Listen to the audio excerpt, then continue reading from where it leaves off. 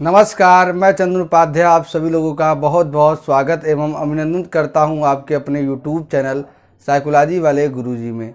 आज की क्लास में हम मनोविश्लेषणात्मक सिद्धांत के अंतर्गत हम बात करेंगे मन का गत्यात्मक या संरचनात्मक पहलू के बारे में, जिसमें इड, ईगो और सुपर ईगो के बारे में हम देखेंगे और साथ ही साथ हम मनोलैंगिक विकास का सिद्धांत फ्रायड का क्या है इसके बारे में चर्चा करेंगे। इसलिए आप लोग क्लास को पूरा देखिएगा। अगर आप चैनल पर नए हैं तो चैनल को सब्सक्राइब करके बेल आइकन को प्रेस कर दीजिएगा, ताकि आपको साइकोलॉजी से रिलेटेड इसी प्रकार की वीडियो देखने को मिलती रहे। तो चलिए शुरू करते हैं और समझते हैं कि फ्रायड का मनोविश्लेषणात्मक सिद्धांत के अंतर्गत जो मानसिक पहलू है, मानसिक पहलू का पहला था मन का आक्रात्मक पहलू, जिसमें चेतन, अर्धचेतन, अचेतन के बारे में हमने पिछले ही क्लास में बात कर लिया है। आज हम बात करेंगे मन का गत्यात्मक या संरचनात्मक पहलू, जिसमें इड, ईगो और सुपर ईगो और साथ ही साथ मनोलैंगिक विकास का सिद्धांत क्या होता है, इसको हम देखेंगे। तो चलिए समझते हैं। देखिए, पहले हम समझेंगे कि मन का गत्यात्मक या संरचनात्मक पहलू से तात्पर्य क्या है। देखिए, फ्रायड कहते हैं कि मन के गत्यात्मक पहलू से तात्पर्य उन प्रतिनिधानों या साधनों से होता है जिसके द्वारा मूल प्रवृत्तियों से उत्पन्न मानसिक संघर्षों का समाधान होता है। मूल प्रवृत्तियां दो तरह की होती है, जीवन मूल प्रवृत्ति, मृत्यु मूल प्रवृत्ति। ठीक है, यानी कि फ्रायड के अनुसार मन का गत्यात्मक या संरचनात्मक पहलू वह साधन होता है जिसके द्वारा जो मूल प्रवृत्ति से उत्पन्न मानसिक संघर्ष होता है उसका समाधान होता है। अब यहाँ पर प्रश्न यह उठता है कि मूल प्रवृत्ति किसे कहते हैं। ऐसी प्रवृत्तियाँ या ऐसे गुण जो जन्म से ही विद्यमान होते हैं या उसे हम ग्रहण करते हैं, उसे हम मूल प्रवृत्ति कहते हैं। और फ्रायड के अनुसार फ्रायड ने मूल प्रवृत्तियों को दो प्रकारों के बारे में बात किया है, जीवन मूल प्रवृत्ति और मृत्यु मूल प्रवृत्ति। जीवन मूल प्रवृत्ति क्या है? जीवन मूल प्रवृत्ति वह मूल प्रवृत्ति है जिसके द्वारा एक बच्चा या व्यक्ति क्या है, रचनात्मक कार्यों को करता है। और मृत्यु मूल प्रवृत्ति वह मूल प्रवृत्ति है जिसके द्वारा एक बच्चा ध्वंसात्मक कार्यों को करता है। तब आगे देखते हैं, मानसिक संघर्षों का समाधान के लिए फ्रायड ने 3 प्रतिनिधियों का वर्णन किया है। ठीक है, व्यक्ति के अंदर मूल प्रवृत्तियों से उत्पन्न क्या होगा? मानसिक संघर्ष होगा। ठीक है, मानसिक संघर्ष उत्पन्न होगा और इनके समाधान के लिए फ्रायड ने 3 साधनों के बारे में चर्चा किया है, जिसमें पहला क्या है, इड, जिसको हम हिंदी में इदम बोलते हैं। दूसरा ईगो, जिसको हिंदी में हम अहम बोलते हैं। तीसरा सुपर ईगो, जिसको हम हिंदी में पराहम बोलते हैं। अब एक एक करके हम जानते हैं कि इड क्या होता है, ईगो क्या होता है और सुपर ईगो क्या होता है, और ये कैसे किसी व्यक्ति के असमानता के बारे में बात या असमानता की व्याख्या करता है। देखिए, सबसे पहले हम बात करते हैं इड क्या होता है। ईड किसी भी व्यक्ति का जैविक तत्व होता है। जैविक तत्व क्या है? ये जन्म से प्राप्त होने वाला तत्व या जिन्स से, माता पिता के जो जिन्स से प्राप्त होता है उसे हम क्या, जैविक तत्व होता है। ठीक है, और ये किसी भी व्यक्ति के अंदर जन्म से ही पाए जाने वाला गुण या विशेषता होता है। और इसमें जो बच्चे का स्वरूप होता है या बच्चे की इच्छाओं का स्वरूप क्या होता है, वो क्या होता है, असंगठित होता है। ठीक है, कामुक होता है और साथ ही साथ आक्रामकता पूर्ण होता है। आक्रामकता पूर्ण होता है। इसमें बच्चा अपने इच्छाओं को किसी भी इड के द्वारा बच्चा अपनी इच्छाओं को किसी भी माध्यम से पूरा करना चाहता है। वो अपनी इच्छाओं की संतुष्टि करके क्या है, उसको सुख की प्राप्ति हो, ऐसा वो चाहता है। और इसमें वो अपने दोनों मूल प्रवृत्तियों को क्या करता है, पूरा करता है। जैसे जीवन मूल प्रवृत्ति द्वारा वो रचनात्मक कार्य करता है और मृत्यु मूल प्रवृत्ति द्वारा क्या है, ध्वंसात्मक कार्य करता है। जैसे एक बच्चा खिलौने के साथ खेलता है तो क्या है, ये रचनात्मक कार्य हो गया। अब कुछ समय बाद जब खिलौने से उसका मन भर जाता है तो खिलौनों के पटक कर फोड़ देता है, तो ये क्या हो गया, ये ध्वंसात्मक कार्य हो गया। तो इड के द्वारा मतलब आप ये समझ लीजिए कि इड जो है बच्चे में जन्म से ही पाई जाती है, जन्म से पाए जाने वाला एक तत्व है और इसमें बच्चे में न सोच होता है, न समझ होता है, न नैतिक न अनैतिकता का ज्ञान होता है। वो किसी भी तरह से अपनी इच्छाओं की संतुष्टि चाहता है। इसलिए ये जो इड है वो किस थियरी पे निर्धारित होता है या किस थियरी पे आधारित होता है? ये प्लीजर थियरी पे। इड क्या होता है? प्लीजर थियरी पे आधारित होता है, यानी कि आनंद की प्राप्ति बच्चा को मिलना चाहिए। ठीक है, तो ये बात हो गया इड के बारे में। अब ईगो क्या होता है? जैसे जैसे बच्चा बड़ा होता जाता है वो माता पिता के साथ अपने आप को जोड़ता है, और जोड़ने के बाद क्या है, वो धीरे धीरे चीज़ों को वो क्या है समझने लगता है। और अब ऐसी कई इच्छाएं होती हैं जिनको वो चाहकर भी नहीं पूरा करता है। क्यों? क्योंकि वो जानता है कि जिस समाज में हम रह रहे हैं उस समाज में सही क्या है, उस समाज में गलत क्या है, नैतिक क्या है, अनैतिक क्या है। इसलिए ईगो द्वारा क्या है, बच्चा उन इच्छाओं की संतुष्टि नहीं करता है। क्यों नहीं करता है? क्योंकि वो जान जाता है कि वास्तविकता क्या है, ये हमारी इच्छाएं जो है वो सही है या गलत है, इसकी वास्तविकता क्या है, इसको वो जान जाता है। इसलिए ये जो ईगो है वो किस सिद्धांत पर आधारित होता है? रियलिटी थियरी पे। ये ईगो क्या होता है? रियलिटी थियरी पे, वास्तविकता के सिद्धांत पर आधारित होता है। और ईगो को क्या कहा जाता है? कार्यकारी शाखा भी माना जाता है इड और सुपर ईगो का। क्यों? इसको एक जज की तरह माना जाता है। जैसे इड क्या है? इड कहेगा कि हमें ये चीज़ को प्राप्त करना है, चाहे किसी भी हाल में वो चीज़ गलत हो या सही हो, उसको प्राप्त करने का रास्ता सही हो या गलत हो, केवल हमको प्राप्त करना है। लेकिन ईगो वो यहाँ पे उसको रोकता है कि नहीं, अभी ज़रा रुको, थोड़ा सा विचार करो कि ये जो चीज़ हम लेने जा रहे हैं वो सही है या गलत है। फिर उसके बाद सुपर ईगो और उसमें विस्तार करता है। वो कहता है कि ये चीज़ नैतिक है कि नहीं है, अनैतिक, और ये कैसे अनैतिक है, ये गलत है या सही कैसे है। और अंत में ईगो जो है फैसला सुनाता है। इसको इसलिए जज की भूमिका में भी माना जाता है। ईगो कहता है, ईगो लास्ट में डिसाइड करता है ये चीज़ हमको करना है या नहीं करना है। अब दूसरे पर हम आते हैं सुपर ईगो।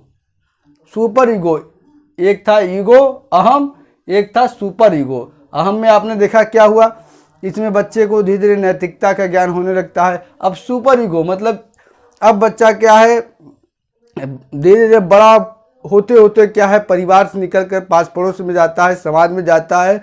अब वो क्या है, शारीरिक रूप से भी और मानसिक रूप से भी वो परिपक्व हो जाता है और चीज़ों के बारे में गहराई से वो जानने लगता है और समझने लगता है। वो जानता है कि हमारे समाज, जिस समाज में हम रहते हैं, उस समाज में क्या सही है, क्या गलत है, उस समाज के क्या नियम है, क्या मानक है, इत्यादि से वो अपने आप को रूबरू कर लेता है, जिससे वो जो भी काम करता है उस काम का क्या हानि है, क्या लाभ है, उसके बारे में आकलन करके ही उस काम को करता है। और यह सिद्धांत क्या है, किस थ्योरी पर आधारित होता है? यह सिद्धांत होता है आदर्शवादी सिद्धांत पे आधारित होता है। क्यों आदर्शवादी सिद्धांत पर आधारित होता है? क्योंकि जो बच्चा होता है वो बड़ा हो गया होता है, वो चीज़ों को अच्छे से जानने लगता है और समझने लगता है, और वो तमाम प्रकार के आदर्शों का पालन करते हुए अपने व्यक्तित्व का विकास करता है।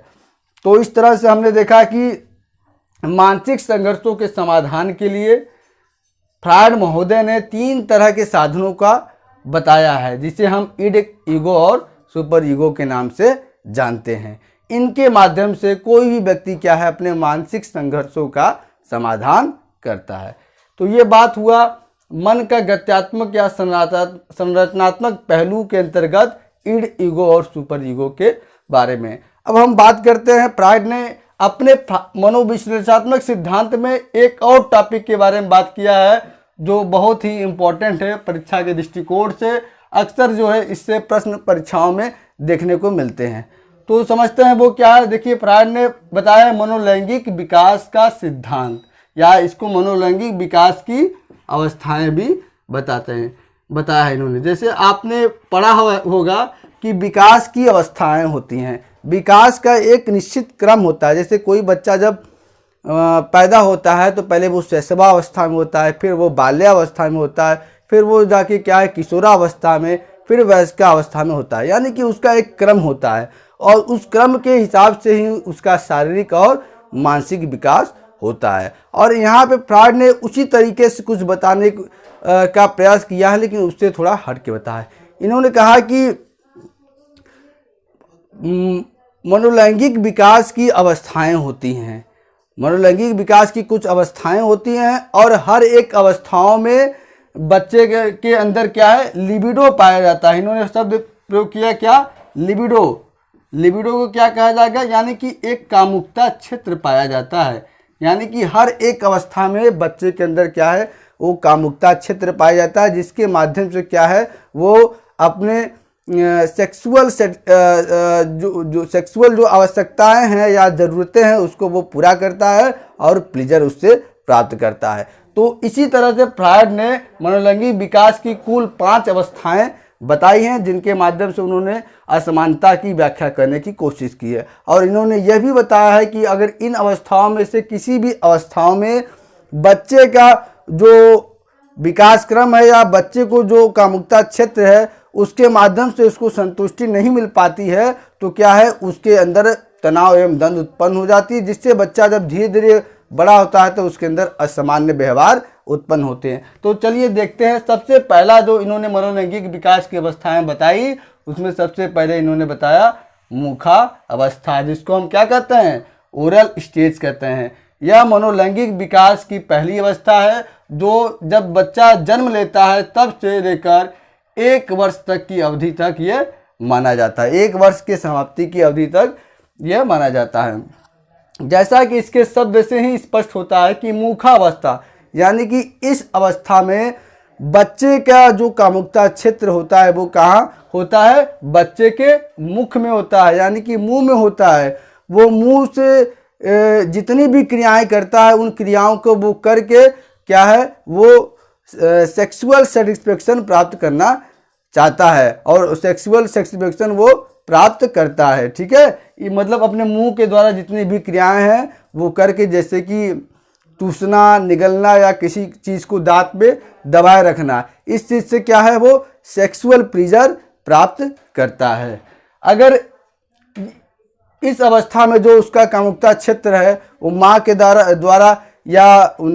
द्वारा या किसी अन्य कारणों से पूरा नहीं हो पाता, तो उसका प्रभाव आगे आने वाली अवस्थाओं में भी पड़ता है। तो ये पहली अवस्था रही मुखावस्था, जिसका पीरियड याद कर लीजिए, जन्म से लेकर 1 वर्ष तक है।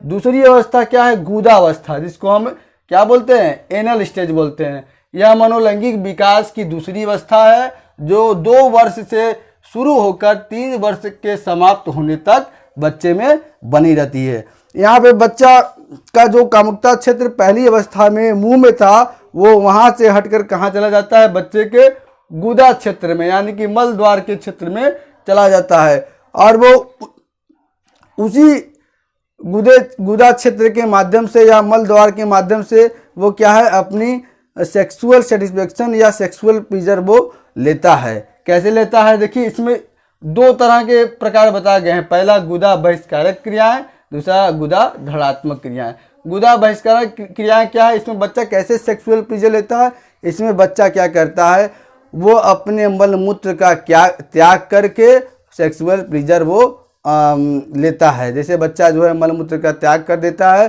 तो उससे क्या है, उसका शरीर हल्का हो जाता है, उसके तनाव की समाप्ति हो जाती है, जिससे क्या है, बच्चा सेक्सुअल प्लीजर की अनुभूति करता है। दूसरा है गुदा धड़ात्मक क्रियाएं। इसमें आपने अक्सर देखा होगा, आपके घर में अगर छोटे बच्चे होंगे तो कई बच्चे क्या है कि करे, मल को यानी कि जो वो लैट्रिन करते हैं उसको कुछ समय तक वो रोक के रखते हैं, उनको जो वो रखते हैं इससे उनको आनंद मिलता है। उसी को क्या फ्रॉइड ने कहा है कि लिबिडो कहा है, कि वो कामुकता क्षेत्र होता है उनका गुदे में, इसलिए उसको वो रोक के रखते हैं। क्यों रोक के रखते हैं, क्योंकि उससे उनको सेक्सुअल प्लीजर मिलता है। ठीक, ये दूसरी अवस्था होगी। तीसरी अवस्था है लिंग प्रधान या शेषना अवस्था, जिसको हम फैलिक स्टेज कहते हैं।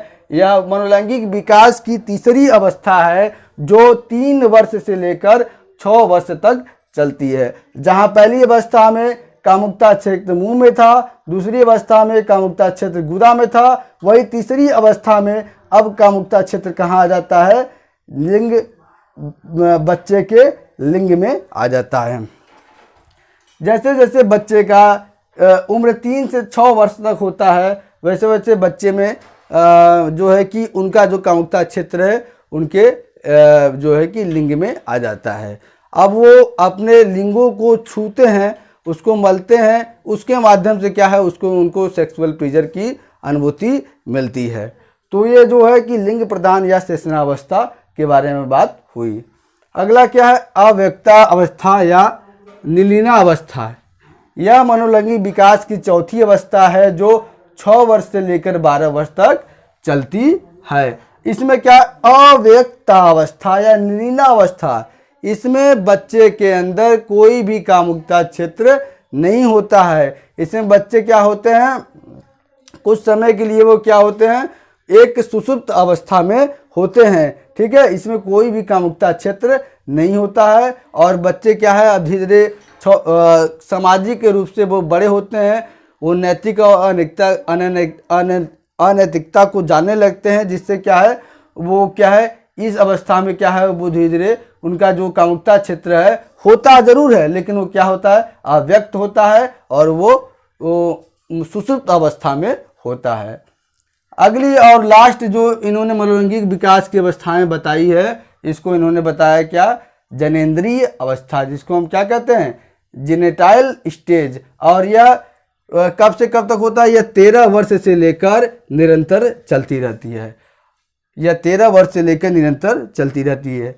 और इसको जो है फ्रायड महोदय ने 2 भागों में बताया है। कितने भागों में, 2 भागों में। एक प्रारंभिक किशोरावस्था, एक वयस्कावस्था। ठीक है, एक प्रारंभिक किशोरावस्था और एक वयस्का।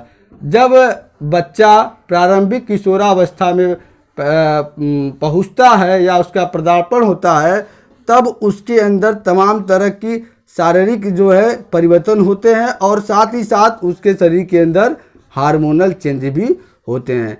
इसी हार्मोनल चेंज के कारण ही लड़कों में क्या होता है, उनके मूंछ दाढ़ी का उगना, उनके आवाज़ का भारी हो जाना इत्यादि होता है। और लड़कियों में क्या होता है, उनके मासिक धर्म का स्टार्ट हो जाता है और स्तनों का उभार हो जाता है। तो ये इसी जब हमारे शरीर में हार्मोनल चेंज होते हैं, यानी कि कई ऐसी अंतर्स्रावी ग्रंथियां हैं जब वो एक्टिव हो जाती है, तो इसके कारण लड़कियों और लड़कियों के शरीर में क्या है वो बदलाव हमको देखने को मिलते हैं और चेंजेस देखने को मिलते हैं। अब और दूसरी अवस्था जो होती है वयस्का अवस्था होती है। क्या होती है, प्रारंभिक किशोरावस्था में जो बच्चे होते हैं, लड़के या लड़कियां होती हैं, लड़के क्या है लड़कों के साथ खेलते हैं और लड़कियां क्या है लड़कियों के साथ खेलते हैं, मतलब समान जेंडर के प्रति उनका आकर्षण होता है। ठीक है, इसे जो है फ्रायड ने क्या है समरूप लिंग अभिव्यक्ति का है। दूसरा, जब बच्चे वयस्कावस्था में पदार्पण करते हैं तो क्या होता है, यहाँ पे विपरीत लिंगियों के प्रति क्या है आकर्षण बढ़ जाता है और कामुकता क्षेत्र क्या हो जाता है उनके जनेंद्रीय अंग में हो जाता है। लड़के क्या है लड़कियों के प्रति अट्रैक्ट होते हैं और लड़कियां क्या है लड़कों के प्रति अट्रैक्ट होती हैं। तो ये जनेंद्रीय अवस्था के बारे में बात हुआ। तो ये मनोलैंगिक विकास की जितनी भी अवस्थाएं फ्रायड ने बताया है, इन सभी अवस्थाओं का अगर किसी एक अवस्था में बच्चे का जो है अच्छे से वो जो सेक्सुअल प्लीजर है उसको नहीं मिल पाता है, तो उसके व्यवहार में क्या है परिवर्तन देखने को मिलता है, उसको तनाव हो जाता है, कुंठा हो जाता है, जिसके कारण कभी कभी ये देखा गया है इसके कारण व्यक्ति क्या है असामान्य व्यवहार करने लगता है। तो आज की क्लास में हमने ये जाना कि फ्रायड का जो मनोविश्लेषणात्मक सिद्धांत है उसमें दूसरा जो है मन का गत्यात्मक या संरचनात्मक पहलू के अंतर्गत इड क्या होता है, ईगो क्या होता है, सुपर ईगो क्या होता है, और साथ ही साथ हमने मनोलैंगिक विकास का सिद्धांत या अवस्थाओं के बारे में बात किया। इससे पहले एक क्लास हो गया था फ्रायड का जिसमें हमने मन के आक्रात्मक पहलू यानी कि चेतन, अर्धचेतन और अचेतन के विषय में बात किया था। इस क्लास का आपको home return notes description box में मिल जाएगा, जहां से आप डाउनलोड करके अपने नोट्स को मेंटेन कर सकते हैं। आई होप आपको वीडियो पसंद आया होगा। अगर वीडियो आपको पसंद आए तो इसको ज़्यादा से ज़्यादा शेयर करें और वीडियो को लाइक करें और अगर आपने चैनल पे पहली बार विजिट किया है तो चैनल को सब्सक्राइब करके बेल नोटिफिकेशन आप ऑन कर दे। तो आज की क्लास में इतना ही, मिलते हैं हम अपने अगले क्लास में किसी महत्वपूर्ण टॉपिक को लेकर। तब तक के लिए आपका बहुत बहुत धन्यवाद।